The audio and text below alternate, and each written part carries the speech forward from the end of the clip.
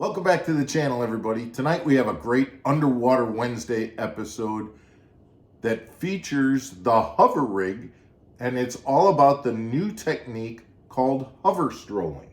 Oh. So we're going to come back. We're going to show you the hover rig from Core Tackle. We're going to show you a ton of different baits that you can use hover strolling, and we're going to show you 3 different retrieves or way to fish this new bait that you're going to be able to see in the pool underwater and see how it looks. I know you've seen probably some videos before where you see people catching fish, and believe me, this deal catches fish, but you're going to be able to see it in the water and see what that bait looks like as you're working it. Stick around, we'll be back right after this.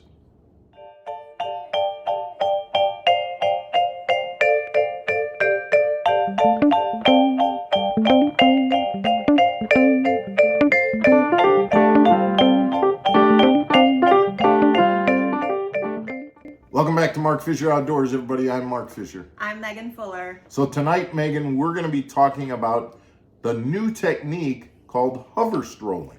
Is it a technique or is it like a way to pick up girls?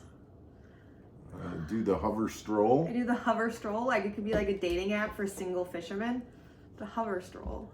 Okay, that's what I picture when you tell me the hover stroll. It's not it, but it's not a bad idea. We need to put that on the list. That could be the new dating app for fishermen called the hover stroll.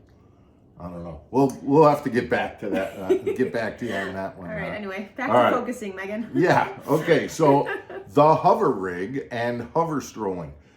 This technique has actually been around for a while. You would take a bait like this little Caitlin's.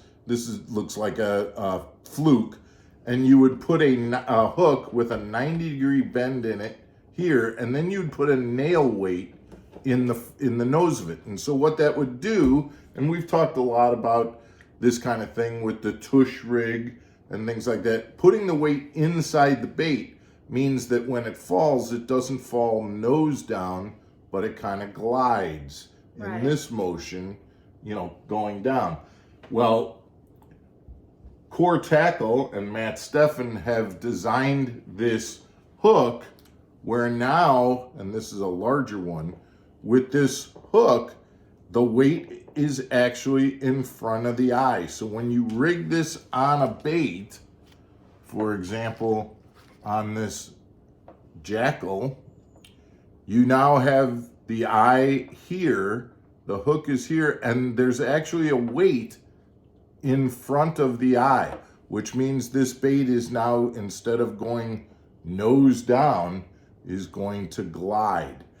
And it's going to remain horizontal and level as it glides. And because that weight is in the center of the bait, it's going to give you, it's not just going to fall horizontal, but it's going to glide back and forth down. But the other thing that this is going to do, when the bait sits on the bottom and you pop it up, it's not going to come up following the weight on the nose and come straight up, but rather it's going to dart along the bottom of the lake. Okay. And so that gives us several different options in terms of the way we're going to fish this. You can throw it out, let it glide down. You can get it onto the bottom and then just scoot it around the bottom. Or you can do the actual hover strolling technique, which is to let the bait fall to a certain depth and then pull it back at that same depth while you twitch it and give it that back and forth kind of a gliding motion. So Megan, before we get in the pool, there are a couple of things that we want to do. Obviously, guys, if you like Underwater Wednesdays, and we know a lot of you do, please hit the like button. We'd appreciate that. Send your comments. We love getting those comments. Megan loves that. And obviously, if you like the channel, please hit the subscribe button. We'd really appreciate that as well. And I've also noticed you've asked some of our viewers to do this, and a lot of them have. They've gone back and watched old episodes. Because, we did we've done a lot of episodes leading up to this point, and we didn't have a whole lot of views at the beginning. So if people can go back and watch the videos we made then, absolutely, that would be great too. We appreciate that, guys. So Megan, if you're ready, let's get in the pool and go take a look at these baits. And like I said, just to remind you, we're going to show you how it glides down with each of these baits. We're going to show you how it works off the bottom. And then we're going to show you what it looks like to actually use the hover strolling technique. Let's get in the pool and show these things off, huh? Okay, sounds good. All right. We're going to start off with the Cinco just to kind of get a beginning on this. And you notice that Cinco falling in 10 feet of water, I am not imparting any action. That is completely slack line and just letting that, that would be the equivalent of a cast, and just letting it fall on slack line. I think the other thing that's neat now, we're looking at this bait, I'm just giving it some twitches along the bottom. And you see how it just kind of swims along the bottom, kind of twitching, but it isn't moving necessarily towards my bait as much as just whichever way that weight decides that it's going to go that time. It never goes the same way.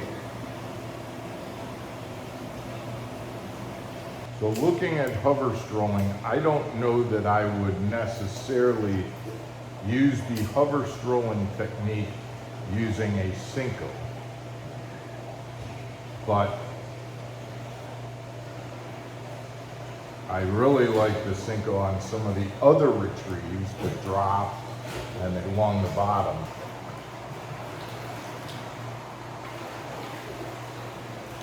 Now we've got the Jackal Rhythm Wag tied on.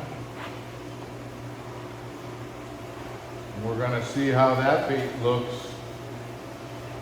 Again, on an open spool, falling to the bottom in 10 feet of water.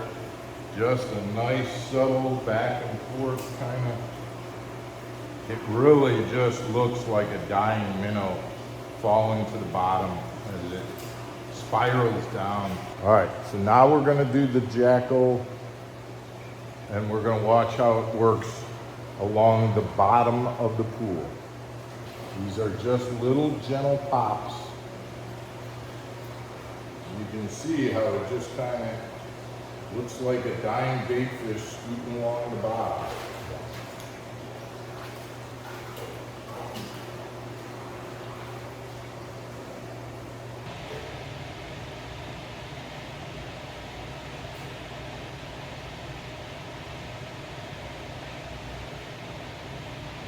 Now we're going to begin to use the hover strolling technique with the Jackal Rhythm Wag as we move this across the pool. This is a deadly technique for suspended bass. So as we throw the big Guggen bait, this is a 6-inch dart, and the one thing that I'm noticing with that, it looks real nice as it's going down, but it only glides in one direction. I don't know whether that's because there's a lot more drag on the bait, and so it doesn't change directions as much, but it seems to glide and spiral just kind of in one direction as opposed to many. But it really looks good in the water. Now we're going to see how it looks on the bottom, kind of scooting along the bottom, really looking like a wounded minnow scooting along the bottom. I really like the way that Guggen bait looks off the bottom. It really has that. When you pop that up, it, like Matt said, it doesn't come straight up. It just kind of lifts up and jiggles and then goes one way or the other. Kind of looking just like a minnow that is dying, that's just kind of trying to get itself up off the bottom but can't do it. Okay, now we're gonna do our our hover strolling technique with this Guggen dart.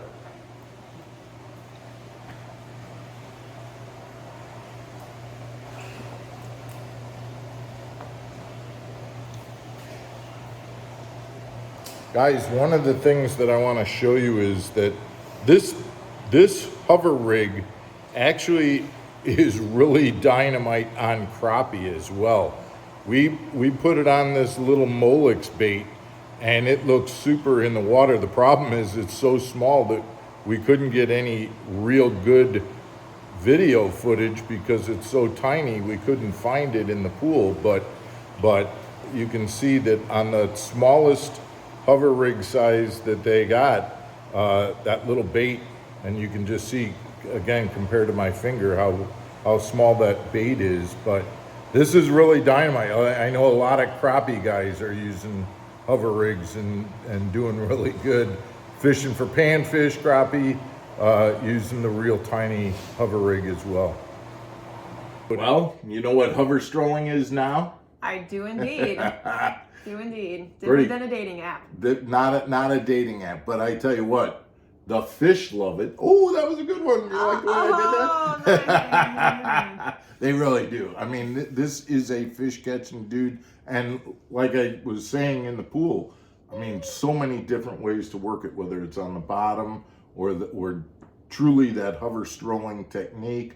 But I will tell you, the first time I actually fished with this technique, it was literally the first cast that I made. Threw it in there, and it was just swirling down, you know, kind of doing that spiral thing down, and I got a bite before it ever hit the bottom. On the very first cast I made with a hover rig, I was throwing a fluke, and before it ever got to the bottom on the very first cast, I caught a fish practicing for a tournament. And I tell you what, I was sold from that point forward. I bet. So, yeah. Guys, if you're interested in the hover rig, you can go to Core Tackle and purchase from there on their website. I know they're available on Tackle Warehouse as well. Guys, we appreciate you tuning in. Stay tuned tomorrow. We've got another episode coming up. Good night, everybody. Stay channeled.